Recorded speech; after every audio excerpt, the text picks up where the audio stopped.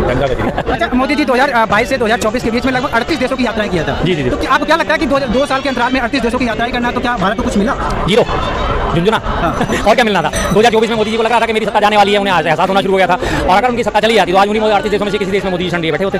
इसलिए वो लगातार देशों का दौरा कर रहे थे। जैसे मुझे मकान बदलना होता है ना, तो मैं 4 जगह जाकर ढूंढता हूँ यार मकान कौन सा अच्छा रहेगा, कौन सा अच्छा रहेगा, कौन सा अच्छा रहेगा। उन्हें पता था कि अगर मैं सत्ता से बाहर हुआ तो मेरे ऊपर इतने मुकदमे चलेंगे, इतने भ्रष्टाचार के मुकदमे चलेंगे, झेलते झेलते मेरी जिंदगी बीत जाएगी। तो इसलिए उन्होंने निर्वाचन के लिए उन्होंने पहले क्या रखा था, हमारा क्या फकीर आदमी झोला उठा के चल देंगे। तो झोला उनका पैक ही था। 24 में आपने आखिरी में देखा होगा 8 चरणों में चुनाव होते होते जब आखिरी के चरण थे, मोदी जी की भाषा कितनी डामाडोल हो गई थी। विपक्ष बैठ के मुजरा कराएगा, विपक्ष बैठ के मंगलसूत्र छीन लेगा, विपक्ष बैठ के वो करेगा मंगलसूत्र छीन लेगा, कांग्रेस तुम्हारी मंगलसूत्र छीन लेगी। किस तरह की उनकी भाषा की होगी थी शब्दावली। आखिरी के टाइम में उन्होंने तो 20-25 सीटों की जो थोड़ी सी राहत मिल गई, जिसकी वजह से सरकार बनाने में सफल हो गए। और आज हमारे देश के सबसे बड़े 2 विलेन N1 और N2 जो उन्हें सपोर्ट दिए बैठे हैं, आज उनकी वजह से सरकार के मजे ले रहे हैं। वरना इन्हीं 38 देशों में से किसी ना किसी देश में मोदी जी का झोला पैक आपको मिलता है। लेकिन ये आप भी मानते होंगे ना कि ग्लोबल लीडर की लिस्ट में मोदी जी नंबर 1 पे आते हैं? बिल्कुल नहीं मानता मैं। आप ये लिस्ट ढूंढ के लाते हो, मैं बताता हूँ आप ये सारे लोग कहाँ से ढूंढ के लाते हो। एक मॉर्निंग कंसल्ट नाम की संस्था है, अमेरिका की संस्था है। वो मॉर्निंग कंसल्ट संस्था जो है वो करीब 5000 लोगों पर एक सर्वे करती है, जो बताया जाता है उसकी वेबसाइट के हिसाब से। हर 3 महीने में वो 5000 लोगों पर सर्वे करती है कि विश्व में सबसे बड़े नेता कौन, सबसे ज्यादा प्रसिद्धि कौन। उन 5000 लोगों में से करीब जो है मुश्किल से 2,500 या 3,000, 2700, 3000 लोग जो है मोदी जी के फेवर में जो है वोटिंग कर देते हैं। और उसके बाद वो संस्था ने जो है रिजल्ट प्रकाशित कर देती है। वर्ल्ड रैंकिंग में मोदी जी नंबर 1।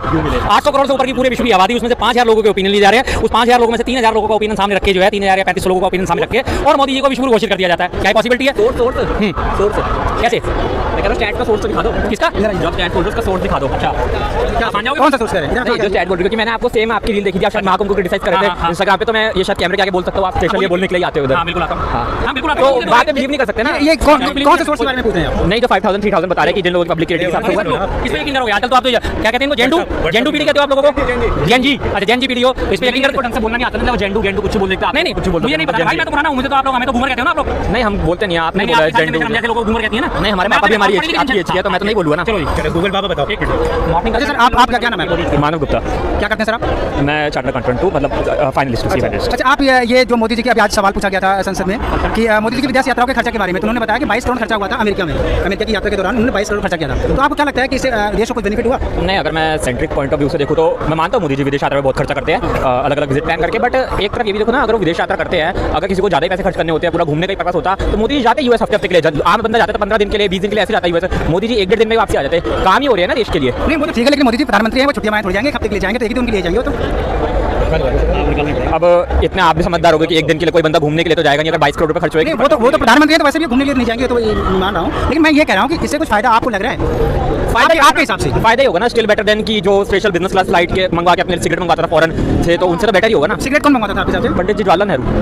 अच्छा आप मतलब रिकॉर्ड है? हाँ सर ये कह रहे हैं कि नेहरू जी विदेश से सिगरेट फ्लाइट से मंगाते थे। यही इस जनरेशन की सबसे बड़ी प्रॉब्लम है, सबसे बड़ी प्रॉब्लम इन लोगों की यही है। भाई साहब कब मंगाते थे नेहरू जी, साल बताएंगे? मैं पैदा नहीं हुआ था, जब तक वो थे तो तब तक होगा। पैदा तो आप भी नहीं होगे ना। अच्छा मैं भी नहीं हुआ था, लेकिन आपने कभी हिस्ट्री नहीं पढ़ी होगी ना। भारत में हमारी विमान सेवा कब शुरू हुई थी? I don't know. भारत में नहीं, मैंने बोला भारत में नहीं शुरू हुई थी, भारत के बाहर भी कब शुरू हुई थी? वैश्विक स्तर पे, वर्ल्ड पे कब हुई विमान सेवा शुरू? नहीं पता ना। अच्छा ठीक है, आप इनसे सोर्स मांग रहे हैं, तो ये भी तो सोर्स मांग सकते हैं ना कि ये जो आप बता रहे हैं कि वो विदेश से सिगरेट मंगाया जाता था, तो कहीं तो आप भी पढ़े होंगे ना सर? ढूंढेंगे ना क्या? नहीं मैं व्हाट्सएप नहीं अंकल वाले ग्रुप खोलियो तो मेरे व्हाट्सएप पे आ रही है। हां ठीक है, ये मतलब सबसे पढ़े लिखे व्हाट्सएप खोला नहीं खोला, अंकल वाले ग्रुप से व्हाट्सएप नहीं खोला। एक सेकंड, पॉलिटिकल ग्रुप से पॉलिटिकल एफिलिएशन से कॉलेज की उस पे आया। अच्छा जी देखिए, आप व्हाट्सएप खोले नहीं भाई, अपने व्हाट्सएप पे देखेंगे। व्हाट्सएप ग्रुप वो नहीं आ रहा कि एडमिन भेजा जा रहा है, पॉलिटिकल एफिलिएशन से। नहीं ठीक है, अखिल भारतीय विद्यार्थी परिषद दिखा दूं। अब आप उसमें नहीं मानोगे कि आरएसएस का विंग है, उसमें कैसे दिखा रहे हैं आप? मुर्दा जी ये हमारे जो वहां से, अच्छा ये कह रहे हैं कि नेहरू जी विदेश से सिगरेट फ्लाइट से मंगाते थे। अब नेहरू जी क्या मंगाते थे? अब ये देखो ना कि मोदी जी क्या कर रहे हैं हमारे। नेहरू जी तो गए भी 40-50 साल हो गए, कहाँ अब आप 350 साल पुरानी बात लेके बैठ जाते हो। जब वो मोदी जी भी तो कुछ कर रहे हैं ना, मोदी जी बहुत कुछ करना चाहते हैं, बस समस्या ये है कि नेहरू जी और इंदिरा गांधी मोदी जी बहुत क्या करना चाहते हैं, पर नेहरू जी और इंदिरा गांधी नहीं करने दे रहे। मोदी जी एक मिनट भाई साहब, एक मिनट यार। From Indore flown to Bhopal from Indore बता रहा था मोदी। मतलब ये कहना है कि आप विदेश से नहीं मंगाते थे? हाँ वो मैं वो अपने आप को करेक्ट करना चाहता हूँ, ये भोपाल फ्रॉम इंदौर लिखा है, लेकिन नेहरू जी सिगरेट मंगाते थे, उनके पास पैसा था। नेहरू जी घूमते थे, तुमने कहा कि मोदी जी भी ऐसा करे? एक मिनट पढ़ लो सर, कितने लोगों का डाटा है? 800 करोड़ लोगों में से कितने लोगों का डाटा उसने लिया, कितने लोगों से कंसल्ट करा? पढ़ लीजिए। वही वाला ग्रॉक है ना, वो 3 दिन पहले से सर्टिफिकेट करता है। ग्रॉक के खुद के डाटा करेक्ट नहीं है, खुद के अब ये ग्रॉक की डाटा करेक्ट हो गया भाई साहब। अभी ग्रॉक अभी मानेंगे किसको? जो सिर्फ मोदी जी के फेवर में बोलेगा उसको मानेंगे। अच्छा हां ये गलती है ना। अच्छा डिग्री वाले 500 से 5000 तक का लोगों का डाटा इकट्ठा करा जाता है, जिसमें कंसल्ट करा जाता है। आज तक कभी आपसे पूछा वर्ल्ड रैंकिंग के बारे में? आपसे कभी पूछा मोदी जी की वर्ल्ड रैंकिंग के बारे में? नहीं पूछा होगा ना। किसी के पास कोई जान पहचान वाले के पास किसी का कभी फोन आया मॉर्निंग कल का? नहीं आया होगा ना, फिर कैसे बात करोगे? एआई का जो है जमाना है, एलन मस्क को तो आप मान लेते हो, लेकिन एलन मस्क के ग्रोक को आप जो है, क्योंकि वो आपके गलत है जो है चीजें, जो फैली हुई चीजें उनको सही करके बता रहा है।